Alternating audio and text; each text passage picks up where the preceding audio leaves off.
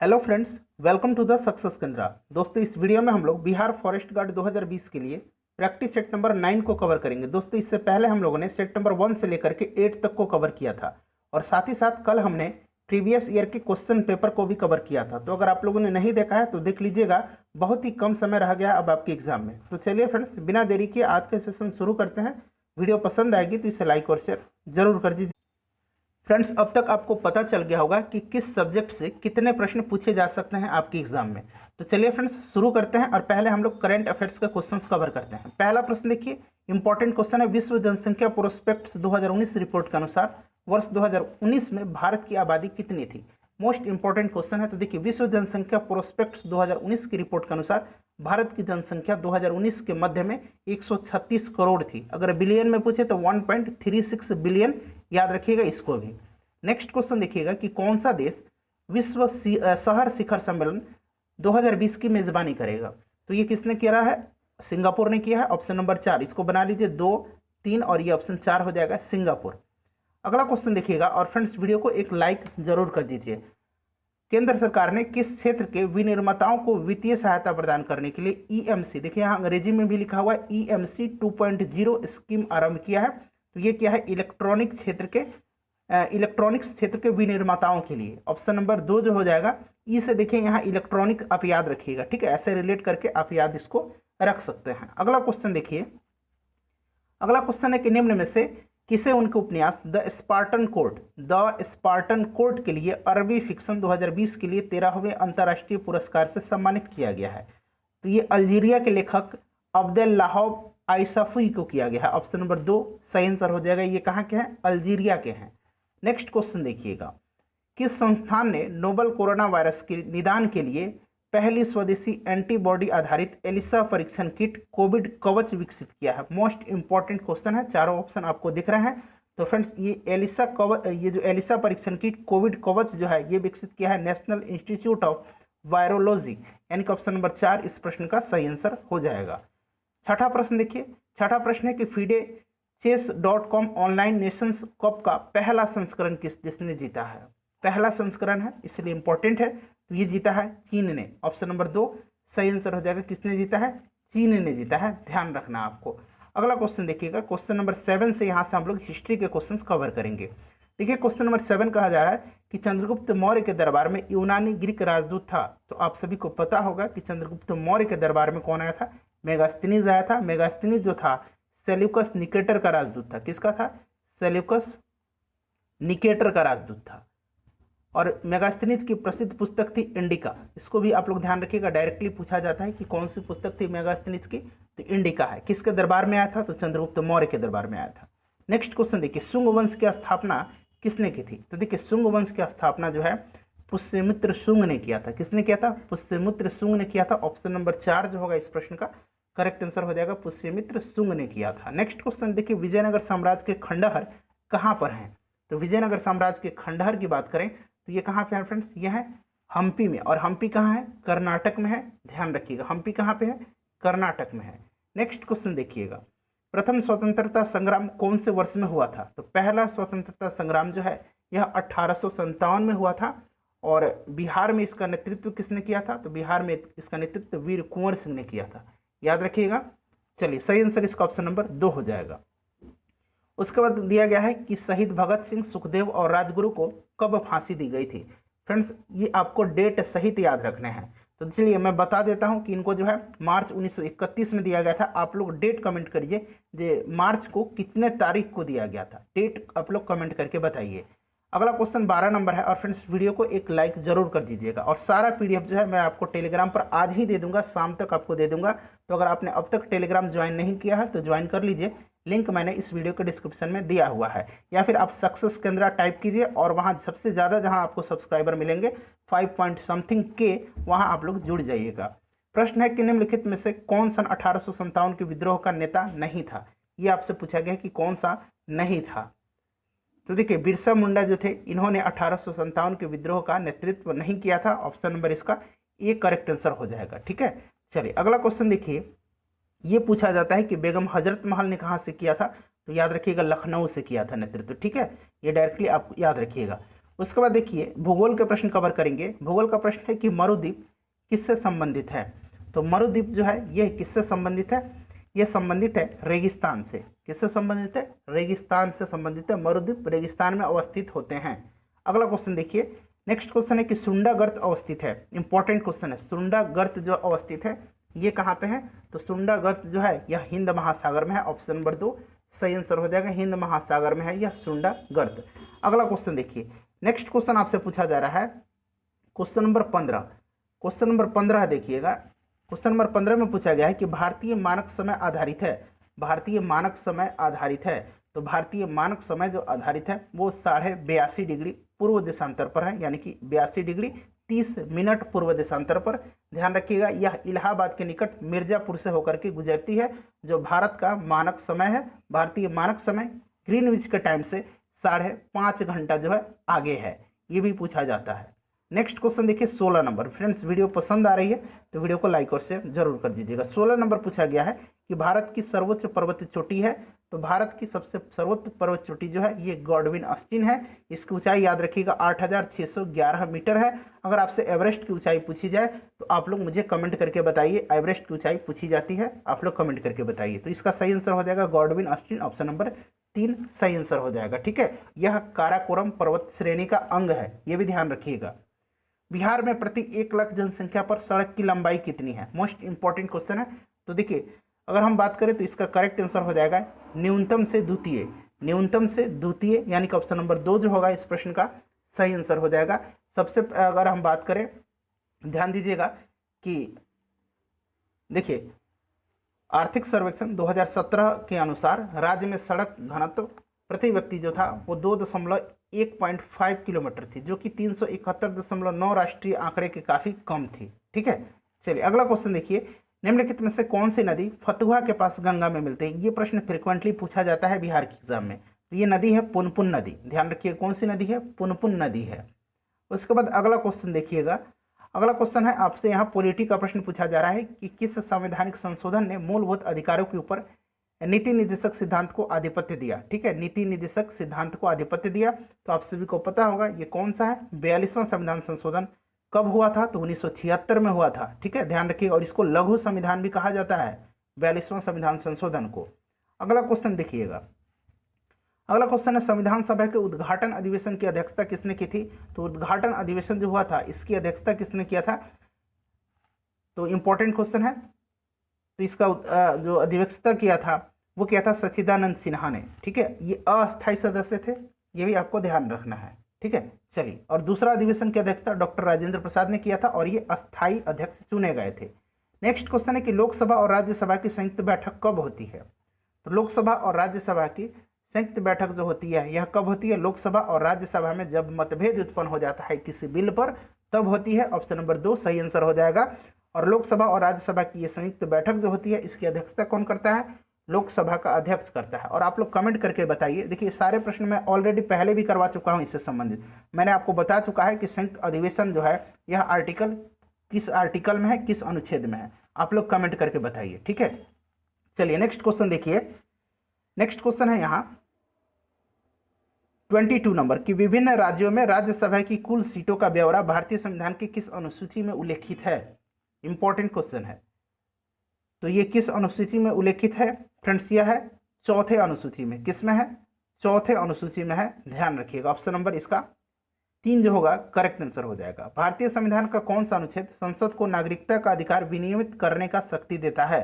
तो नागरिकता का अधिकार जो है यह किस आर्टिकल में है, यह आपसे पूछा जा रहा है। ठीक है, तो यह है आर्टिकल 11 में। ऑप्शन नंबर 4 होगा इसका करेक्ट आंसर। ठीक है, 11 हो जाएगा इसका सही आंसर।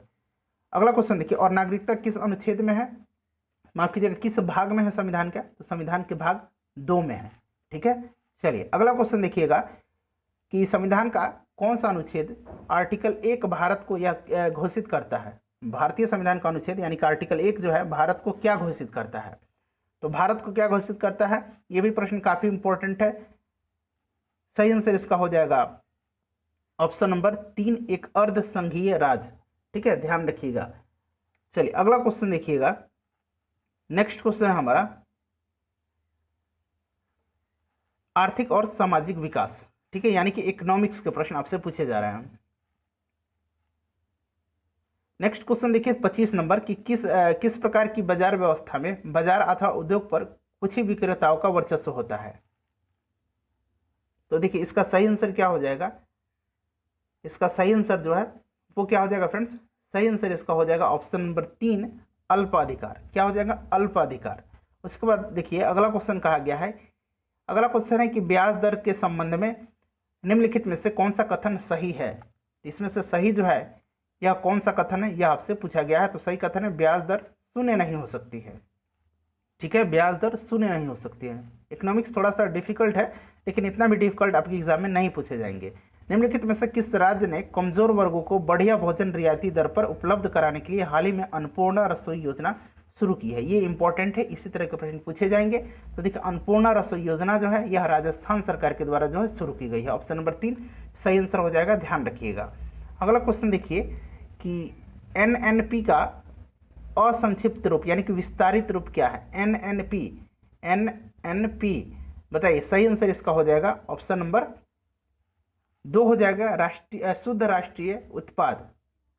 शुद्ध राष्ट्रीय उत्पाद, ध्यान रखिएगा।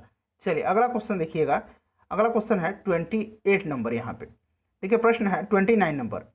प्रश्न कह रहा है कि मुद्रा बैंक किसकी सहायता के लिए शुरू की गई है। तो मुद्रा बैंक जो है यह सहायता किसकी सहायता के लिए, लघु कारोबार के लिए, लघु कारोबार के लिए यह शुरू की गई। ठीक है, ऑप्शन नंबर 1 सही आंसर हो जाएगा। यदि निर्यात आयात के बराबर हो तो निम्नलिखित में से कौन सा संबंध सही है। इंपॉर्टेंट क्वेश्चन है, इसको आप लोग ध्यान रखिएगा। ये कहा जाता है GDP equal to GNP, GDP equal to GNP. ठीक है, चलिए नेक्स्ट क्वेश्चन देखिए फ्रेंड्स। यहाँ मैथ का प्रश्न है 31 से लेकर के 55 तक, 31 से लेकर के 55 तक में मैथ का प्रश्न है और बहुत ही इजी प्रश्न पूछे गए हैं मैथ का। जैसे आप 31 नंबर देख लीजिए। 31 नंबर में क्या कहा जा रहा है कि 220 में कौन सी न्यूनतम संख्या के योग से योगफल पूर्ण वर्ग बनेगा। इसमें क्या जोड़ा जाएगा कि इसका जो है न्यूनतम संख्या के योग योगफल से पूर्ण जो है वर्ग बन जाएगा। ठीक है, तो आप लोग इसको देखिए। तो ये क्या दिया हुआ, 220 दिया हुआ है। जैसे ही इसमें हम लोग क्या जोड़ेंगे, 5 जोड़ देंगे तो ये क्या हो जाएगा, 225 हो जाएगा। और 225 जो होता है ये 15 का स्क्वायर होता है। तो इसी तरह का आसान प्रश्न है। देखिए ए एक काम को 10 दिन में करता है, बी एक काम को 15 दिन में करता है। तो काम की क्षमता का अनुपात ज्ञात करना है आपको। ये प्रश्न अगर आप लोगों से नहीं होगा तो फिर क्या होगा। ठीक है, तो दोनों का क्या कीजिए, एलसीएम ले लीजिए और अनुपात निकाल लीजिए 1/10 और उसके बाद क्या है 1/15, यही है ना। तो 10 और 15 का एलसीएम ले लीजिए, कितना हो जाएगा 5 दूना 10, 5 तिहाई 15, 5 दूना 10 और 3 30। तो आप 30 से दोनों तरफ मल्टीप्लाई कर दीजिए तो देखिए कितना अनुपात आ जाएगा, 10 तिहाई 30 और ये 15 दूना 30। तो 3:2 इसका आंसर आ जाएगा। ऑप्शन नंबर बी सही आंसर हो जाएगा, यानी कि 2। ठीक है, उसी प्रकार देखिएगा कि जिस संख्या का 90% यदि 54 है तो उस संख्या का 30% क्या होगा। तो किसी संख्या का अगर मान लीजिए x का 90% कितना दिया हुआ है, 54 दिया हुआ है। तो यहाँ से आप x नहीं निकाल लीजिएगा, यहाँ मल्टीप्लाई कर दीजिए, इधर आ जाएगा और ये बटा में इधर आ जाएगा 90, 1 0 से 1 0 कट जाएगा, 9 छक्के 54 हो जाएगा। यानी कि संख्या कितनी आ गई, 60 आ गई। इसका आपसे कितना परसेंट, 14% पूछा जा रहा है। तो आप नहीं निकाल लीजिएगा, 1 0 से 1 0 कट गया।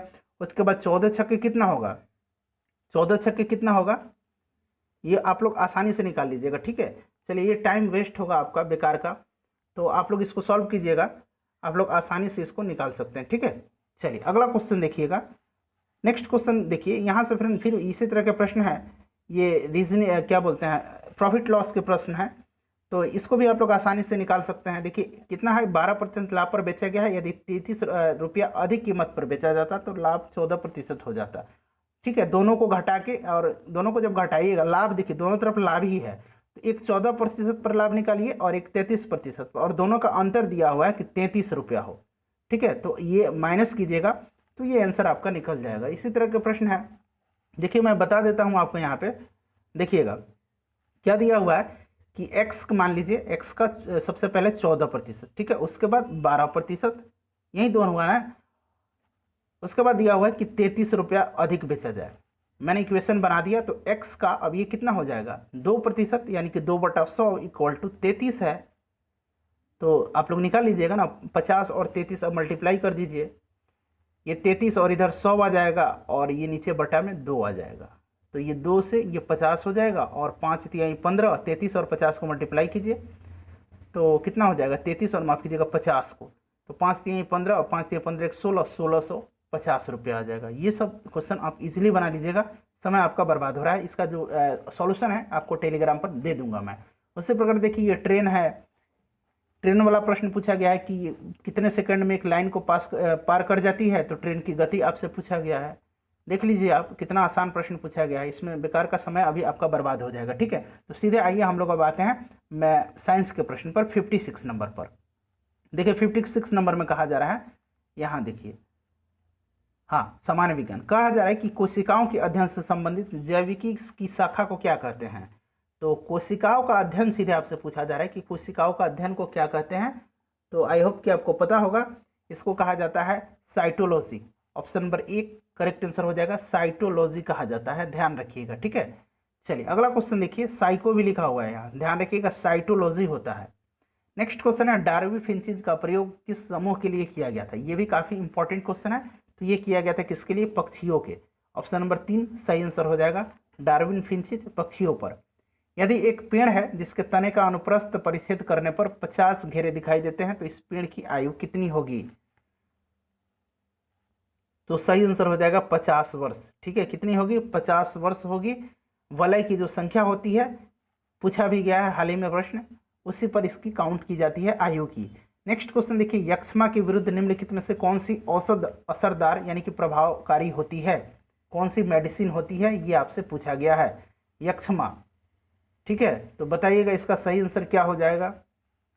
इसका सही आंसर बताइए फटाफट, आसान क्वेश्चन है, सही आंसर आपको बताना है। तो देखिए अगर हम बात करें यक्ष्मा की, तो इसका सही आंसर क्या हो जाएगा। तो फ्रेंड्स इसका करेक्ट आंसर हो जाएगा ऑप्शन नंबर 4 स्ट्रेप्टोमाइसिन। ठीक है, याद रखिएगा, यक्ष्मा मतलब टीबी, ट्यूबरक्लोसिस को कहा जाता है। ठीक है, चलिए अगला क्वेश्चन देखिए, नेक्स्ट क्वेश्चन है, और बीसीजी का टीका भी पूछा जाता है कि बीसीजी का टीका जो है किसमें सबसे ज़्यादा उपयोग होता है, इसका उपयोग किसके लिए किया जाता है। तो अब ध्यान रखिएगा, क्षय रोग के लिए, क्षय रोग भी टीबी को ही कहा जाता है। अगला क्वेश्चन देखिए, होमोसेपियंस पद का शाब्दिक अर्थ क्या है। तो होमोसेपियंस का मतलब क्या होता है, मानव, यानी कि बुद्धिमान मानव। ठीक है, बुद्धिमान मानव। नेक्स्ट क्वेश्चन देखिए, नरसुरा यानी कि शार्क में अलैंगिक किसके साथ जुड़ते हैं। तो सही आंसर इसका हो जाएगा श्रेणी पक्ष के साथ, ऑप्शन नंबर 3 करेक्ट आंसर हो जाएगा। नेक्स्ट क्वेश्चन देखिएगा, अगला क्वेश्चन है कि प्याज निम्नलिखित में से किसका विकसित रूप है। तो प्याज जो है यह किसका विकसित रूप है, यह है तना का। ऑप्शन नंबर 2 सही आंसर हो जाएगा, तना का विकसित रूप है, ध्यान रखिएगा। जोड़ों में मूत्राम्ल क्रिस्टल जमा होने पर निम्नलिखित में से कौन सा रोग पैदा होता है। तो जोड़ों में पूछा जा रहा है, ज्वाइंट में आपके। तो इसका करेक्ट आंसर की अगर बात करें तो सही आंसर इसका हो जाएगा, कौन सा रोग, गाउट होता है। ये इंपॉर्टेंट क्वेश्चन है, बार बार इसमें लोग गलती करके आ जाते हैं, ऐसा घेंगा वगैरह लगाते हैं, गठिया लगाते हैं, आउट जो होगा, गाउट जो होगा, इसका सही आंसर हो जाएगा गाउट। ठीक है, ध्यान रखिएगा। चलिए अगला क्वेश्चन देखिएगा कि घोड़े और गधे से पैदा जानवर की संकर जाति को क्या कहा जाता है। तो खच्चर का नाम आपने सुना होगा, तो सही आंसर इसका ऑप्शन नंबर 3 हो जाएगा, खच्चर।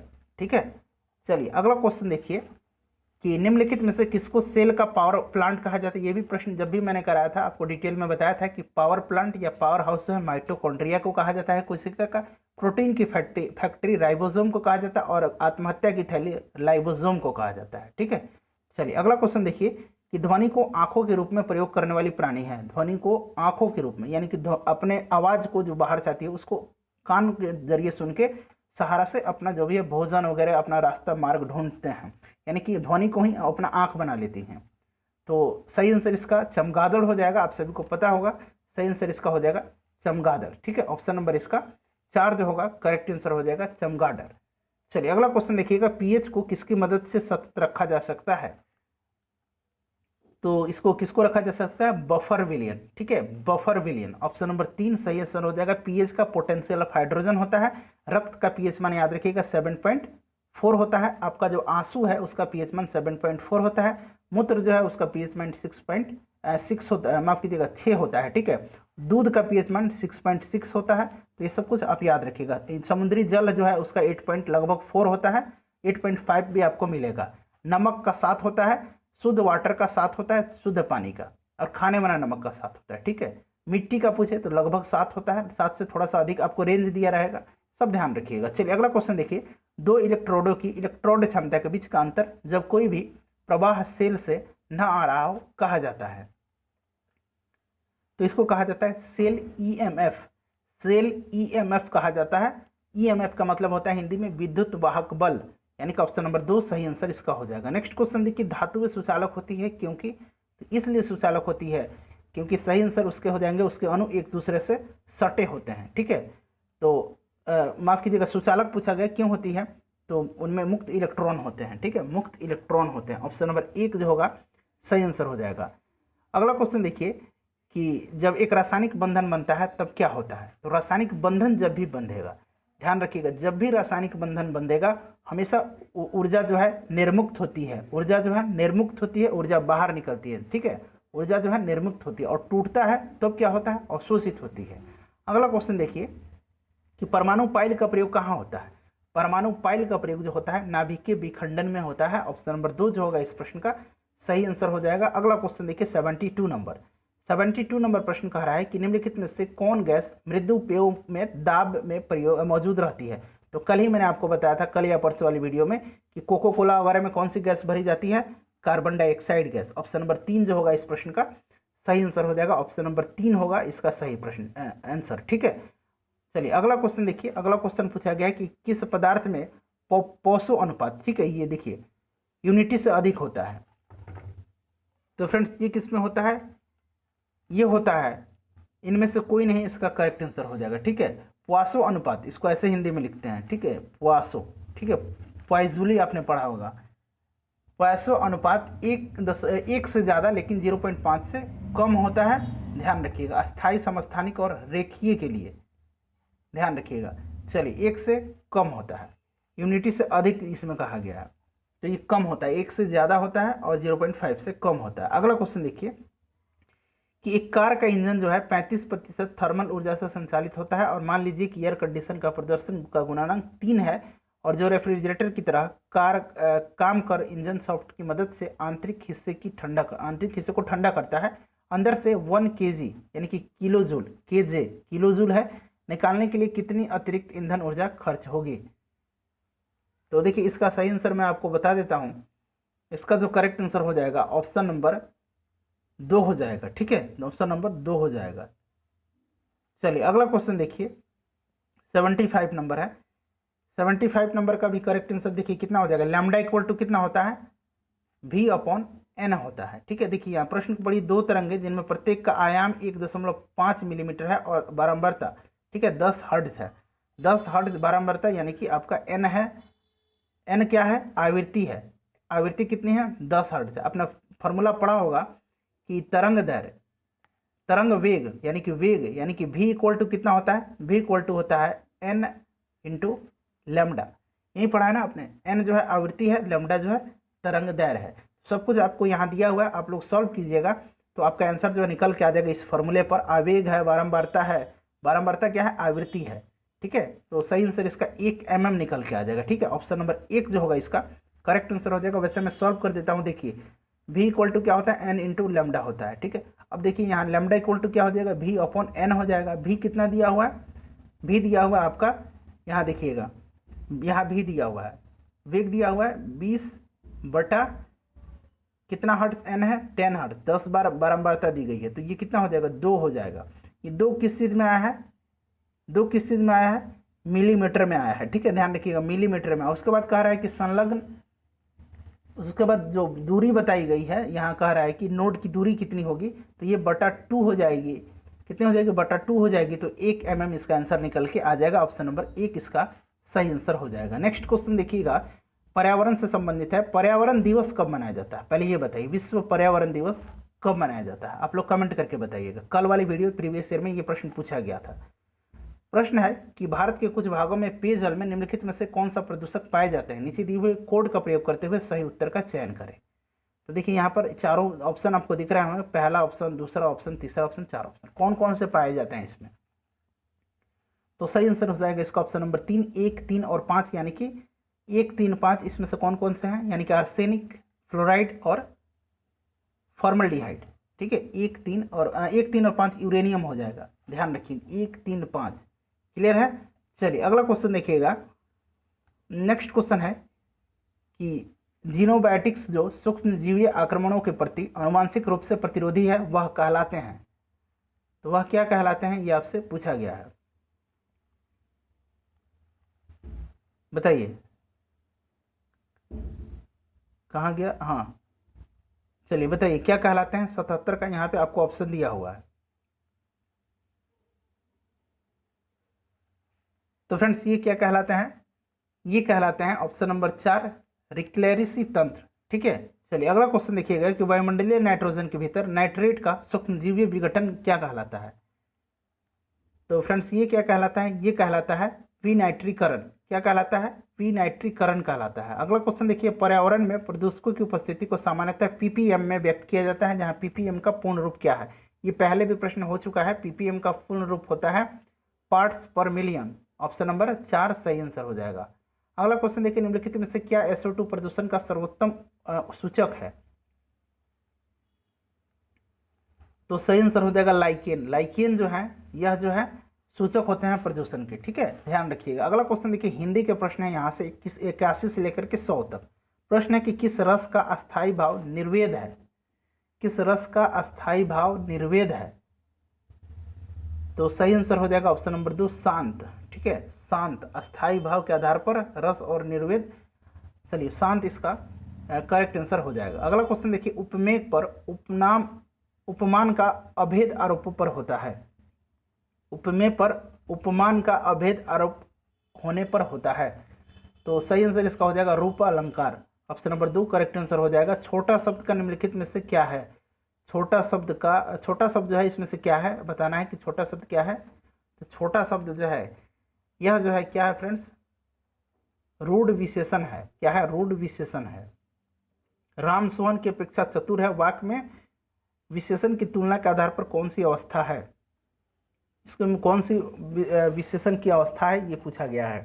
तो राम सोहन से चतुर है, बताइएगा। सही आंसर जो है क्या हो जाएगा, 2 हो जाएगा उत्तरावस्था। ठीक है, चलिए अगला क्वेश्चन देखिए। अगला क्वेश्चन 85 नंबर है। प्रश्न है कि दांत शब्द का तत्सम रूप क्या है। दांत शब्द का तत्सम रूप जो है वो क्या है, तो आप सभी को पता होगा दंत होता है। सौरमंडल का बहुवचन रूप क्या होता है, तो सौरमंडल का बहुवचन सौरमंडल ही होता है। उत्कर्ष का विलोम शब्द क्या होता है, तो उत्कर्ष का विलोम शब्द जो होता है ये क्या होता है, ये आपसे पूछा गया है, बताइएगा। उत्कर्ष, उत्कर्ष का अपकर्ष हो जाएगा मेरे ख्याल से। ऑप्शन नंबर 3 जो होगा सही आंसर हो जाएगा। अगला क्वेश्चन देखिए, 88 नंबर में पूछा गया है फ्रेंड्स। देखिए 88 नंबर है कि जिसका ऋण लिया हो वाक्यांश के लिए दिए गए विकल्पों में से उपयुक्त शब्द चुनिए। जिसका ऋण लिया गया हो, तो जिससे ऋण दिया जाता है उसको क्या कहा जाता है, ऋणदाता कहा जाता है। ऋणदाता ही कहा जाता है ना। सही आंसर इसका क्या हो जाएगा, ऋणदाता।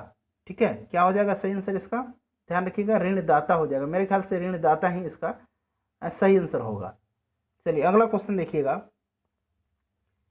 नेक्स्ट क्वेश्चन आपसे पूछा गया है, हाँ अगला क्वेश्चन पूछा गया है कि झगड़े मेरे और उसके मध्य में था, में कौन सा कारक है। कर्ता ने, कर्म को, करण से, संप्रदान को के लिए, अधिकरण, इस तरह से कुछ है, मैं भूल गया हूँ। तो देखिए सही आंसर इसका क्या हो जाएगा 89 का। 89 की बात करें तो अगर इसका सही आंसर है ऑप्शन नंबर 2 अधिकरण में, मैंने सही बताया था। किस शब्द में तत्पुरुष समास है, तो तत्पुरुष समास जो है इंपॉर्टेंट है। तो ये जो है इसमें अनिच्छा में है। ऑप्शन नंबर 3 जो होगा इसका सही आंसर हो जाएगा। ठीक है, बिना इच्छा का, बिना इच्छा का, इच्छा में, अनिच्छा में क्या होगा, बिना इच्छा का। अगला क्वेश्चन देखिए, चुल्लू पर पानी में डूब मर जा, मुहावरे का अर्थ है लज्जा से, यानी कि मुंह नहीं दिखाना, यही मतलब हुआ ना। 91 का 4 हो जाएगा, लज्जा के मारे मुंह नहीं दिखाना। उसके बाद देखिए 92 से 96 तक ये इतने बड़े अनुच्छेद दिए गए हैं, देख लीजिए आप। इसको पढ़ के उस पर आधारित प्रश्नों का आंसर आपको देना है। तो फ्रेंड्स जब PDF मिलेगा आपको तो वहाँ आप लोग 92 से 96 तक को सॉल्व कर लीजिएगा। आइए 97 नंबर क्वेश्चन अब हम लोग देखते हैं। हाँ 97 नंबर देखिए। 97 नंबर है कि प्रेम अनदेखी राहों की तरह ही आकर्षक होता है, वाक्य में काल पहचानिए। देखिए वाक्य में सही आंसर जो हो जाएगा सामान्य वर्तमान काल है। ऑप्शन नंबर 4 सही आंसर हो जाएगा। काजल की रेख सी कतार है खजूर की, इस पंक्ति में अर्थ अलंकार का कौन सा भेद झलकता है, तो सही आंसर हो जाएगा ऑप्शन नंबर 2 उपमा अलंकार। अगला क्वेश्चन देखिए, क्वेश्चन नंबर 99। क्वेश्चन नंबर 99 कह रहा है कि दिए गए विकल्पों में से शुद्ध वाक्य आपको पहचानने हैं। तो चाकू से बच्चों को काट कर फल दो, मेरे जूते तुमसे अच्छे हैं, वह शायद से आज जाएगा, गांधी जी ईश्वर के पक्के भक्त थे। बताइए कौन सा सही आंसर हो जाएगा। तो सही सबसे शुद्ध है ऑप्शन नंबर 4 है। अगला क्वेश्चन देखिए, अत्युत्तम किन दो शब्दों से मिलकर के बना हुआ है। तो मैं पहले भी इसका संधि विच्छेद आपको बता चुका हूं, आप लोग कमेंट करके बताइएगा कि अत्युत्तम का संधि विच्छेद क्या होगा। थोड़ा सा और मैं बड़ा कर देता हूं ताकि आपको क्लियर दिखाई दे। ठीक है फ्रेंड्स, चलिए उम्मीद करता हूं कि वीडियो पसंद आएगी और आपको जो है टेलीग्राम पर इसका पीडीएफ मिल जाएगा। बहुत ही कम समय बचे हुए हैं, अपना तैयारी जोर शोर से कीजिए, बिल्कुल समय व्यर्थ मत कीजिए। मिलते हैं नेक्स्ट वीडियो में। Thanks for watching.